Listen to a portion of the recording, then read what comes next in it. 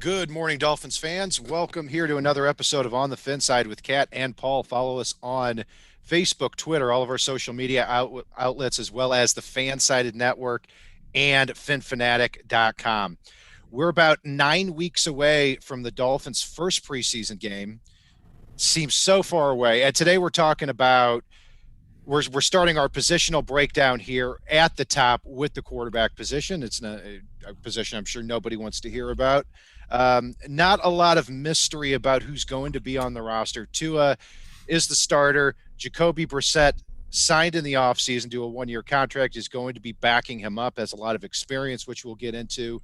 So obviously this is the talk of the town right now, Paul, with Tua's recent comments, which, even though I talked about, I wish he hadn't said what he said, has been certainly overblown. I see I, this is again, Ryan Clark on ESPN actually said it perfectly. When asked that question, you lie. You and I again, I'm a huge proponent of lying to the media when it comes to things like this. And this is an example why, because you're now you've got to spend weeks and weeks answering the question, making you look like you didn't even try last year, which obviously we know isn't the case. no, and you know what? Look, we all knew before Miami drafted him, Tua's just built different. Like, he's a different personality. He's a different type of guy. It's you want a guy that's going to come out and lie to your face about himself. That's nothing we've seen from Tua so far, and he does hold himself accountable. So if he feels like he should have known the playbook better, he's gonna say that. Like, I don't care. My issues really were, was he going to be able to build the leg strength back up? And good Lord, it looks like he's built it up in spades. His legs are starting to look like A.J. Dillon's out there. I'm almost getting worried now.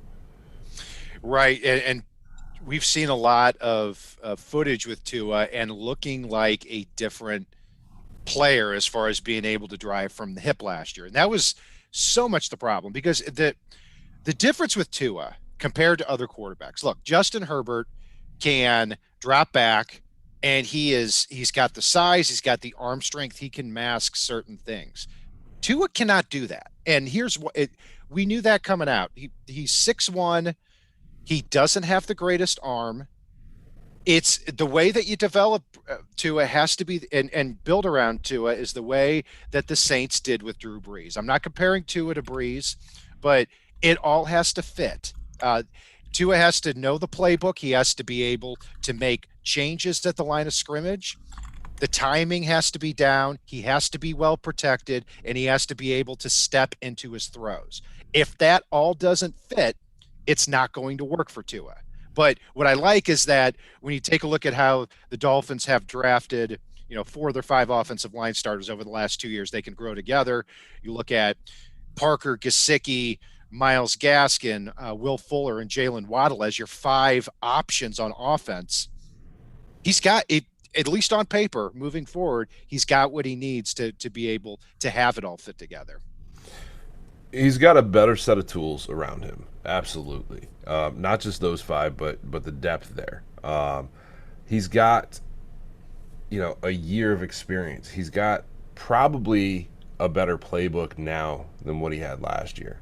I think they probably kept what worked for him last year, threw out all the stuff that didn't, which isn't a lot considering Chan Gailey used the one-page playbook, it felt like, when Tua was on the field. They're going to improve his ability to check down this year or check out of things. And then I want to go back to what I said before and talk about his legs.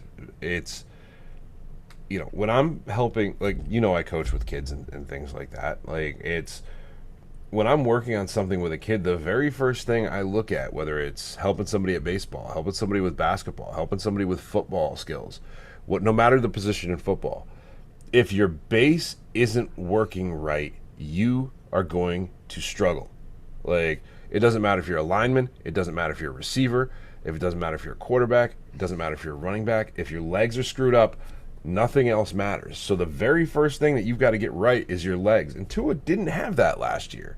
He was out there playing like the one-legged man and could get zero drive from his base. So I'm and you know, I was skeptical of Tua coming in. I thought he was going to be okay. I was worried about the injury history. Um, but what I saw from Tua last year, he passed the eye test. He did it without a good base, knowing that he had to correct that this offseason. Everything I've watched with him, I he's got his legs where they need to be. So Mhm. I'm excited because now we're going to get to see the Tua that everybody wanted, even if some people have gotten off the train way too early. You've got to remember, players got to develop. People forget about that. Right. And the way I am on tour right now is now I'm not going to talk about how good I think he's going to be. I'm not going to plant my flag anywhere. What I know is he needs to get to a certain level of success here in year 2 or year 3, especially with the cast that they've built around him here. And my theory on Tua is that when you look at the injury, when you look at, he had a very good touchdown to turnover ratio. He had 11 touchdowns in the air, three on the ground, and he had 5 interceptions only over those 9 games. There are 2 reasons why Tua is getting so much criticism here, going from year 1 to year 2. Justin Herbert was taken 1 spot behind him, and it was Tua or Herbert heading up into the draft. Let's be honest. And Herbert set the league record for passing touchdowns for a quarterback. That doesn't have anything to do with Tua necessarily, but that's what's going to be compared. And number 2, Tua was taken out of 2 games. And I said at the time I didn't like it. I still don't like it. And if it weren't for those 2 factors, that's my theory that he wouldn't be facing the amount of criticism heading into 2021 than he probably otherwise would have. You know, I don't personally care about Justin Herbert right now. I mean, you look back at what was it, 2012, 2013. After the first season in the NFL, there were people talking about the fact that maybe the Colts made a mistake taking Andrew Luck over RG3. I mean, RG3 came out firing guns a-blazing. And, it's so Herbert came out more NFL ready in the moment in an offense that favored his skill set, a simple offense that favored his skill set, and he had better weapons too. He wasn't throwing to Isaiah Ford. He wasn't throwing to Durham Smythe, a blocking tight end. Like, it's Tua had like one weapon at the end of the year to throw to. His running backs were all hurt. The offensive line was shuffling due to injury. And I'm not making excuses for the guy, but it's, you don't know year 1 most of the time what somebody's going to be. Peyton Manning sucked his first year. It's and the guy was coming back from catastrophic injury. People need to just kind of chill, see where he gets. They need to take that Tua approach to it and just, be chill, smile about it, and say, you know what, we're going to get there. We're good. We're good. Like, it's, I think we are making excuses, but they're good. I mean, there's a excuses. difference between I don't excuses like. and reasons. Correct. There's a difference between excuses and confronting reality. Yeah. The reality is Tua was in a car accident-like injury back in the 2019 season, and there was questions even when he was drafted. Is this guy even going to see the field this year? Well, he did. He recovered nicely, and he had a promising rookie year given the circumstances. Now, what you said about Herbert's exactly right. I mean, Herbert had Keenan Allen, Hunter Henry, and Mike Williams to throw to. So that's a big difference than what Tua had to work with. And to go a little further on that, Tua had Devonte Parker and Mike Kosicki at wide receiver and tight end. They played the most snaps when he was in a quarterback. But if everybody remembers, Mike Kosicki from the Bengals game on was questionable or doubtful every week. And a lot of times he was a decoy out there on the field. He wasn't nearly close to what he was. Devonte Parker was questionable every week. You take a look, he missed 1 game or 2 games. And then in a couple of the other ones against the Rams in week 8 and against the Chiefs in week 14, he didn't even play 30 snaps. So he was pretty much a decoy too.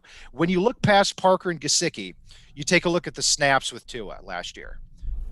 Lynn Bowden, 291, Durham Smythe, 283, Adam Shaheen 215, Jakeem Grant 233, Matt Collins 217. We're talking about five players there that are not even guaranteed roster spots and are going to be, those snaps are going to be taken by Jalen Waddle, by Will Fuller, possibly by Hunter Long. Huge difference with the supporting cast this year. Yeah, I mean, the final few weeks, it's Isaiah Ford had the second most number of snaps at wide receiver. Mac Hollins was right behind him. I mean, and you've got DVP, who's not really a separation type guy. Like, that's a joke to sit there and Tua should have been throwing interceptions because these guys weren't that great other than DVP. In the final three games, to capitalize on your point there, Isaiah Ford had 149 snaps in three games. Basically was playing almost every snap. Mac Hollins had 122 snaps in the final three games, was playing about 70% of snaps. So, yeah, exactly right. And you look at the Bills game, and yes, the Dolphins were destroyed in every facet of the game. There's no making excuses for that. Not every. I mean, come on. They ran through Calvin Munson repeatedly. Well, I mean, the Dolphins, to their benefit, did not uh, were dominated in every. The Dolphins were dominated. Dolphins lost handily. We'll go. Yes, they did. I'm not quite sure what you mean by what you said, but well, anyway. there was more to it than Munson, but Munson was like it felt like every big run the Bills had went right through wherever Calvin Munson was. Well, he was a real Munson out there. That's for sure. Don't be a Munson. Don't be a Munson. Yeah, it's special teams. He's fine, but yeah, But my point is that you look at that game there, and how many drops were there? It was an epic amount. Oh. Was it double digit? I mean, Matt Collins, everyone was dropping passes in that game. Everyone caught the ball like they had Chris Clemens' hands from years ago. And our longtime listeners will know exactly what I'm talking about because that was a defensive back that was phenomenal at everything except for catching the ball. He caught like he wore boxing gloves. He was a solid player who couldn't intercept anything. That's for sure. Yeah. So now this year, the way I look at Tua's 2020 season, you take a look game by game, and he got in week 8 against the Rams. And if you look at his stat line, you only see 93 yards passing. But the reality too is that it was the Dolphins put up 28 points in the second quarter and were up by 3 touchdowns the whole game. It's Tua's first start. You're not going to say, okay, go out there and sling it when we're up 2 or 3 touchdowns. Then the next week against Arizona, if you want to look at a game where you want to point to and say, that's the Tua that we need moving forward, it is that Arizona game. He goes 20 for 28, 248 yards, 2 touchdowns. And the numbers really don't do justice to how well he played throughout the game too. I mean, remember that when he juked out Budda Baker on that third down. Oh yes. Where the Dolphins then went up by a touchdown, ended up obviously winning the game. Budda got juked by the one-legged man. Yeah, and then the next week they played the Chargers in week 10, and 15 for 25, 169 yards, 2 touchdowns. And he was a better quarterback than Justin Herbert on that day. There's no doubt about that. Then you had the Broncos game, which was ugly. And it shed some light onto what we've heard, Paul, over the last couple of weeks here where, let's be honest, he was a rookie. He didn't know the playbook all that well and didn't really feel confident enough to check out of certain formations. He was kind of dead in the water against the Broncos. He was, and I think some of it was him, some of it was the rookie wall, some of it was the one-legged thing, some of it was Chan Gailey, and some of it was just, it's not hard to scheme for such a simplistic playbook that they ran with him.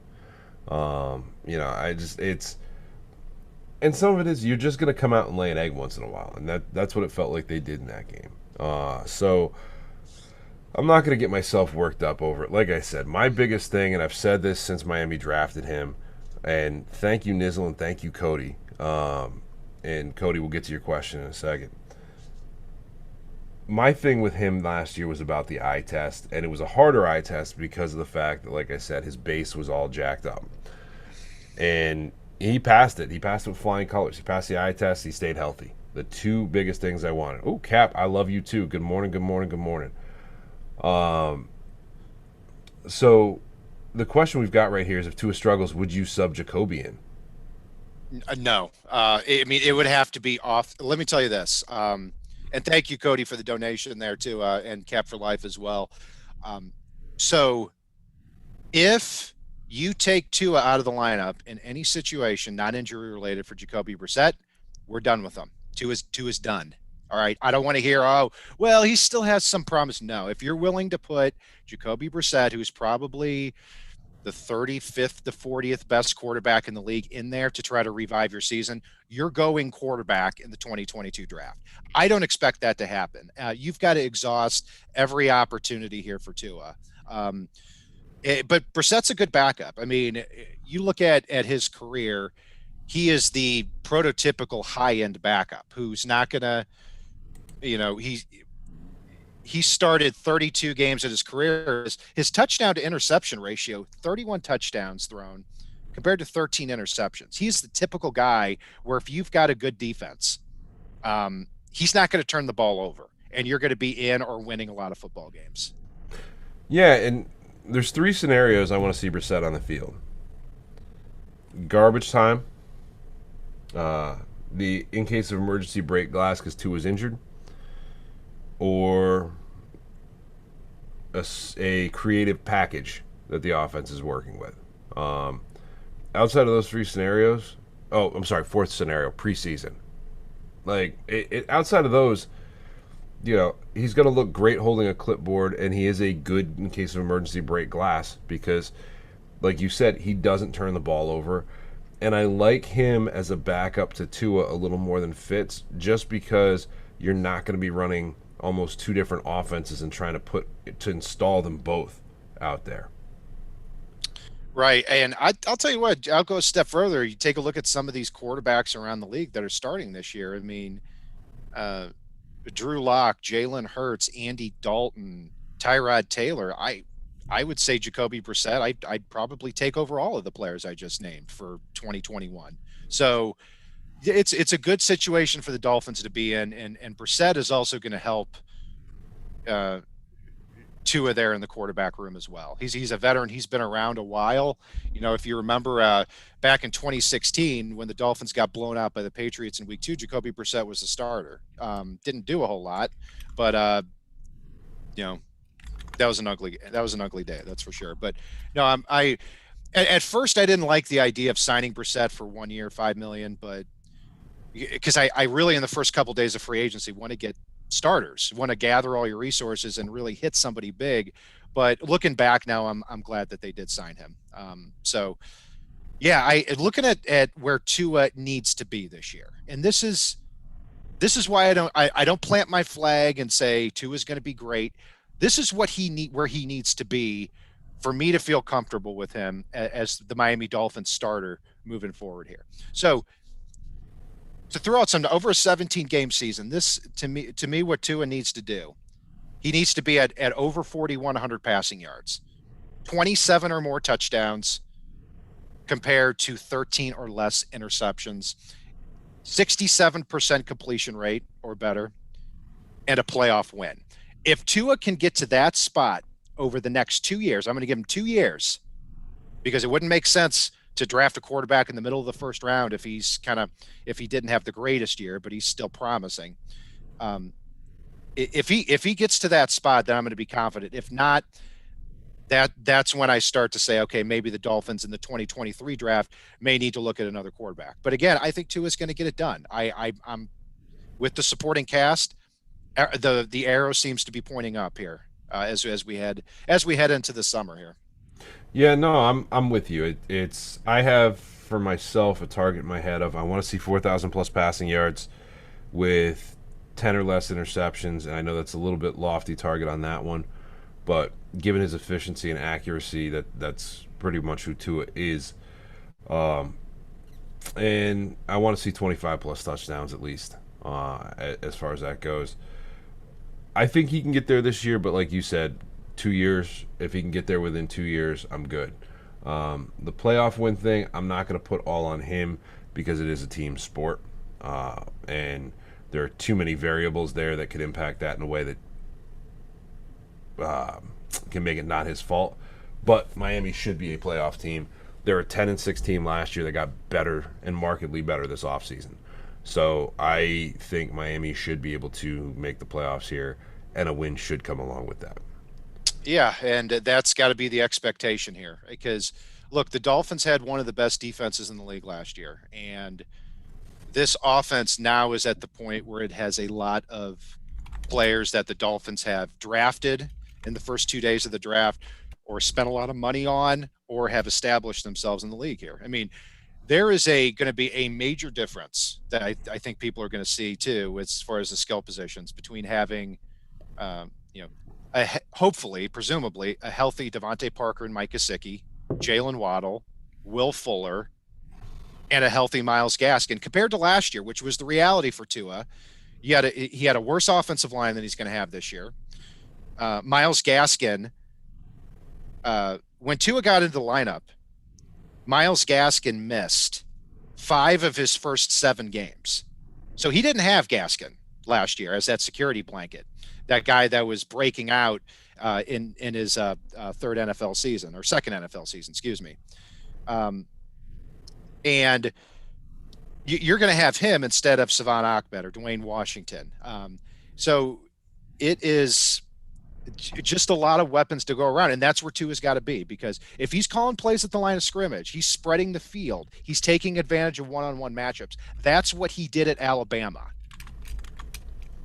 Yeah, and it's Miami's weapons, and this is something I thought about while you were talking there. Miami's weapons this season are designed to completely spread the defense out.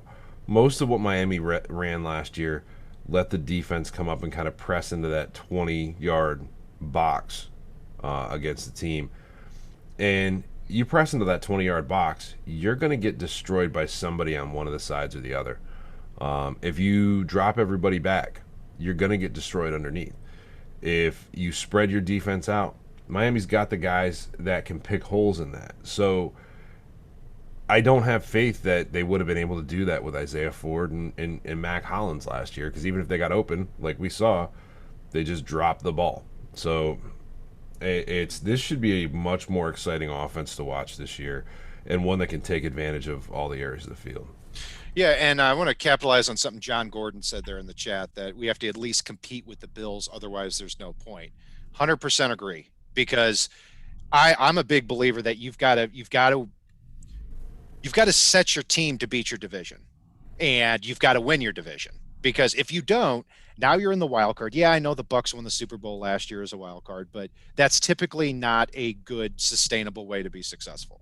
So yeah, when I look at what the Dolphins did this offseason, a weakness I see with Buffalo, even though they've got a very good starting secondary, it's not a very deep secondary. After you get past their 5th guy, which is Taron Johnson, their nickelback, you start really dropping down into players like Saron Neil, former Miami Hurricane Jaquan Johnson. They spent 5th and 6th rounders on Rashad Wildgoose and DeMar Hamlin this year. But my point is, if you spread that field 4 wide, and you've got a Jalen Waddle against a Saron Neil, that's the position that they need to be in. And I think the Dolphins are going to have a lot of success if they spread the field and can protect Tua. They can take advantage of a very thin secondary for Buffalo on the back end, as well as against the Jets, who frankly can't cover anyone. Yeah, and what I'll say as well, and I want to go back to something you talked about with the Bills game last year. You know, it's I think it wound up being 12 or 13 drop passes in that game, which is insane.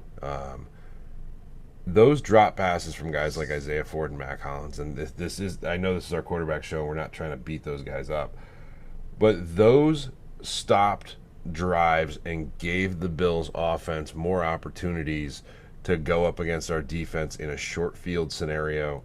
And yeah, it's those drops hurt our ability to stop them because our defense got worn out.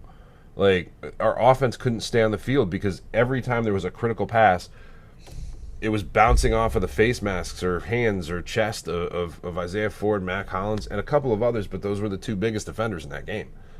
Hmm. And Absolutely, it, absolutely. And the defense, that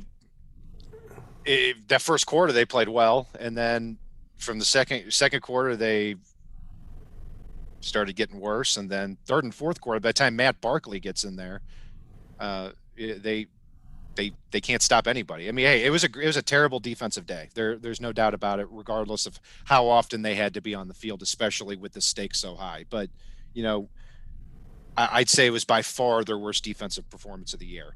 And yeah, they've got to challenge or beat Buffalo. I mean, that's what it comes down to. So as far as Tua individually, going back to that, is where he needs there's a bunch of there's several tiers here at the quarterback position across the NFL. I see six quarterbacks that I view as elite. Pat Mahomes, Aaron Rodgers, Josh Allen, Russell Wilson, Lamar Jackson, Tom Brady. And then after that, you take a look at that second tier of quarterbacks. You've got about eight quarterbacks in there. Dak Prescott, Matt Ryan, Justin Herbert, Joe Burrow, Baker Mayfield, Kirk Cousins, Matt Stafford, Kyler Murray, and squeaking in there, I'll say, is Ryan Tannehill.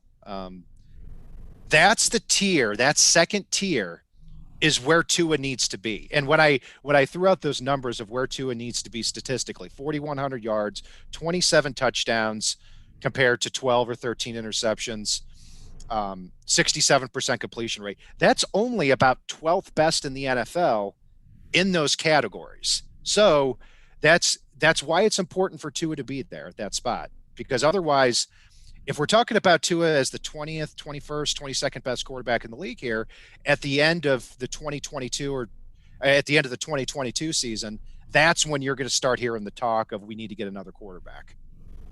yeah, I mean it's he should be a top 15 this year given the weapons that he's got, and I and given the fact that he should be able to play with a base now, given the fact of what we've seen in limited film, and I say limited film even though there's been just a glut of it. I say that because, you know, a lot of things out there, if they're pre-recorded for you, have gone through about 20 different takes before they take the perfect one to illustrate. So, Yeah. it's, so he may be missing 19 throws and then hitting the 20th. But by all reports from folks at training camp, that's not the case. Actually, one thing I want to touch on real quick while we're talking about the throws, and no, it's not Reed Sinnett, is Albert Wilson seems to be putting on a show with Tua here in early off season. Yeah, and that's exciting to hear. And if you cut Albert Wilson, which I've always been open to, and I thought might happen, you're only going to save, I think, what, 3.5 million, somewhere, whatever we said, 2.5 to 3.5 million.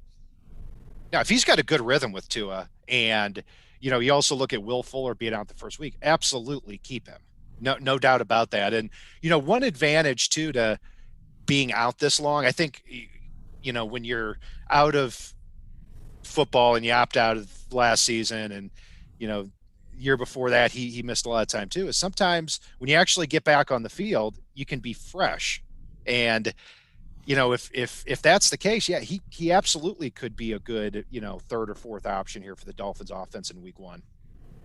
Yeah, I'm in with it. I mean, if he looks like the player we signed initially, I'm 100% on board. And sometimes it is about the chemistry with the quarterback, because you look at Patrick Laird, and when he was on the field in limited action with Tua last year, the two of them really seemed to be in sync right off the rip. Yeah, absolutely. And Samuel Rose in the chat said Tua had a 64.1% completion percentage in his rookie year. That sounds right to me. And his legs were at 60%. Yeah, his legs were okay. That makes sense. Yeah, and you've got to be in the mid to high 60s to be an effective NFL quarterback. Otherwise, if you're in that, like, at that high 50, 60% range, you've got to be converting a lot of big plays. I mean, repeated, I mean, big chunk 30, 40, 50-yard plays. I don't think that's to his game. I think it's spreading the field and getting the ball quickly in the hands of his receivers. And that's what we've got to hope for here this year. Because, Ryan Fitzpatrick, I'll tell you this, he did a great job of keeping the chains moving. And we didn't see that from Tua last year. A lot of reasons for that we've talked about that. But you can't have as many 3 and outs as you had as a rookie. The chains have to keep moving. Yeah, no, I'm with you on that, and I think they will. I think he's got a better, like I said, I hate to keep going back to it, but he's got a far better receiving core overall this year, and I think that is going to open a lot of things up for him. And you do see your completion percentage go up when you've got receivers that can catch the ball. And it's one of those funny stats that's tied to that fact. So, getting Waddle out there, getting Fuller out there in week 2, getting that chemistry with Parker, Hunter Long and Mike Gesicki. I like that receiving core, and there's some depth pieces as well that have decent or better hands than what we had on the roster last year. So I'm 100% in. I think it's the easiest thing for Tua to raise this year is that completion percentage. It's throwing with no legs to guys with no hands. He still managed almost 65% completion percentage. So I'm completely good there. Yeah, I think it's encouraging, and I continue to be mesmerized here by the last really 4 weeks of the season. Just the snap count of some of these players here. Mm-hmm. You look at the New England game. The Dolphins won that game in Miami. It was a big win, and out of 72 snaps, Mac Hollins was on the field in 69 of them. Lynn Bowden 65, Isaiah Ford 53, Adam Shaheen 43, Durham Smythe 42. I mean, there were times I would just laugh. They'd go in 5 wide and they'd have Patrick Laird and Isaiah Ford and Mac Hollins out there. And I'm like, this is not this. I mean, it's one thing to say it's an excuse and the quarterback should elevate the play around him. You got to take them. You got to make them better. No excuses. But this is a joke at a certain point. I mean, you and Durham Smythe's part of that 5 wide Patrick Laird. You have a Mac Hollins. Isaiah you have a Ford 5 wide set, and you don't have a freaking NFL caliber wide receiver on the team. I mean, so we were this close to putting Christian Wilkins in the 5 wide package. That's all I'm going to say there. And that, too, is where I'm softening a little bit on kind of your stance of keeping Albert Wilson and or Jakeem Grant on the team. Because I'm going to be angry if we get to the end of next season. We get into week 16, week 17, and we see a similar type of situation. Like, you know what? Do we really need to save $2.5 million to cut Albert Wilson, or need that extra $4 million? But we'll have Ethan Carter to cut Jakeem Grant. Yeah, gosh, they're going to run a 5 wide set with 5 tight ends based on what we saw last year. But no, and I like too that. One thing I'm really looking forward to. It's kind of weird with the 2 offensive coordinator thing with Eric Studsville and George Godsey. But if you look at the sideline last year, when Tua was talking to a coach, he was talking to George Godsey. That was the guy that was in his ear. And I think Godsey is going to trust Tua as well as Eric Studsville to when he gets his feet underneath him to say, look, here's the game plan. Here are the plays here. Tua, you do what you need to do out there. Like you're a smart kid. You can figure out, you can feel. And when Tua's feeling the game, that's and has the weapons around him, that's when the Dolphins are going to have success on offense. But not until then. Yeah, no, I'm with you. It's going to be fun to watch this year. It really is. I can't wait. Like, I think Tua is going to have a good year, and I think it's going to be fun to watch. And Cody, if you want to make that suggestion to them, please feel free. But yeah, it's they weren't fun to watch when they lined up, and I love my team. I do. You know this. I know this. I think most of our listeners know this, but it's not fun to watch Patrick Laird run out in pass patterns as a primary receiver on a route. It's it's not fun to watch crap calls on offense to run the same continual goal line fade every time, ineffectively, like because you don't have the receivers to pull it off. It's not fun to watch you try to run the ball with a couple of no names because you're on your fifth string running back. Like, it's not fun to watch, the quarterback go out there and have basically the worst play call you could probably have for his skill set because you designed your entire offense around an aging journeyman that you knew wasn't the guy. Right. Yeah. Yeah. That's absolutely. And Fitzpatrick uh, was, I think, far better than a lot of us thought here. And Oh yeah. I'm very happy to see him starting again next year and starting in Washington. Oh, and he's Not in already this, cracking me up. not in the same division, not in the same. I mean, and if you're Washington, I'm really looking in August when Greer always likes to trade, Mhm. but you take a look at some of the guys on the bottom of the roster, the Jakeem Grants, the Preston Williams, Durham Smythe, Adam Shaheen. I think the Washington would be crazy if they don't pick up the phone and call the Dolphins and offer a late round pick, for one or two of these guys. Because I think they're good players, and they're not going to be out of work long if they get released. So yeah, that's we've talked about a lot here too, and just another thing I don't want to hear. And again, stupid things people say is, "Oh, as long as the Dolphins are winning, Tua, hey, if the Dolphins win 9 or 10 games, Tua, he's just a winner. You got to give him that. He's just a win." No, no. If Tua is not playing at a high enough individual level, then it's not good enough. And if people call these quarterbacks sometimes winners, and we see over and over again, it's not sustainable. They're not winners. They're just on a good team and along for the ride. Not so it happened a little bit with Tua last year, but he did also have very good efforts too against Arizona and against Cincinnati, where he absolutely was a reason that they won that game. In fact, the major reason they won that game. But I don't want to hear in a couple of years Tua is a good enough quarterback on an otherwise great team. That's what would upset me.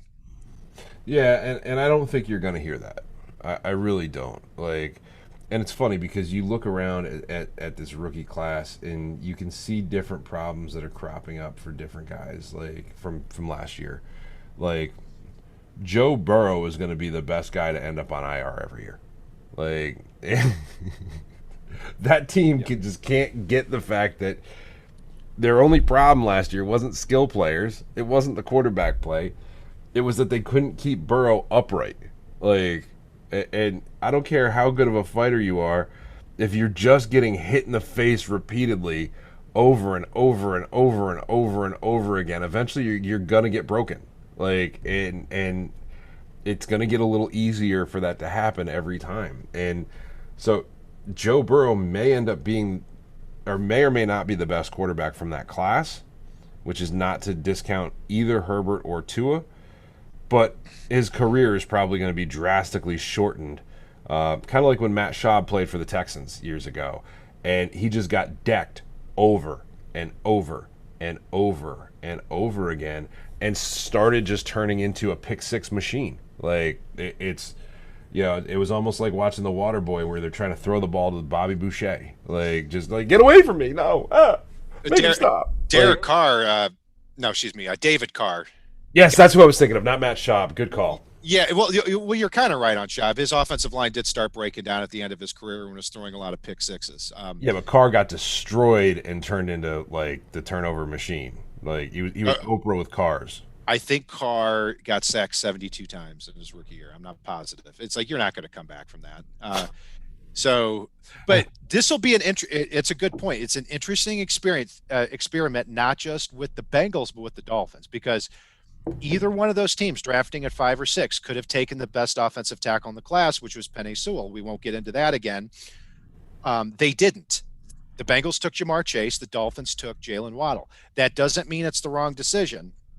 But the interesting experiment is going to be, which one do you pick? Do you draft the offensive lineman to protect the quarterback, or do you give the young quarterback another option so that they can get the ball out of their hands quicker, which minimizes what the offensive line has to do? That's going to be the interesting thing with the Bengals and the Dolphins this year. Yeah, it is. I can't wait to see Tua, healthy Tua with weapons. Like, it's you can't handicap a rookie year any more than what Miami did with Tua last year. And so, like, replace him in a few games. Like, check. Run him out there with no legs. Check, check, check. Run him out there with Isaiah Ford and Mac Hollins just dropping passes left and right. Oh, yeah, we got that check mark. Run him out there with Chan Gailey calling a crappy offense because he likes the other guy better. Big old check mark. Like, it's all of those things, and he still managed to do well, still managed to keep his head up, still managed to be the kid that he is. I'm intrigued. I'm interested. I want to see where we get to this year with this kid because, Yeah. I mean, you take all of those things, and they've answered them this offseason. Every single one of them. They've set the table for Tua. There's no Yeah. doubt about it. And again, it goes back to what we were saying before is, when Tua wasn't successful last year, and he had a terrible game against the Raiders, and then the Dolphins got crushed in Week 17, which I don't really think was Tua's fault.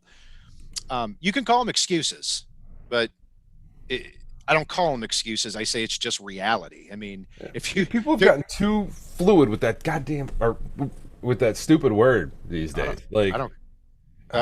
Excuses? yeah, Yeah, you're right. I hear that on these shows. Oh, there are no more excuses for Tua. Like, what? The guy played 9 games in a season where he wasn't supposed to play. God, I need to stop watching TV. I need to stop listening to people. well, yeah, I was gonna say because that's not just a TV thing. Like, it's you give a valid reason for anything anymore. Like, somewhere in the past 2 years, there's no such thing as a valid reason for something.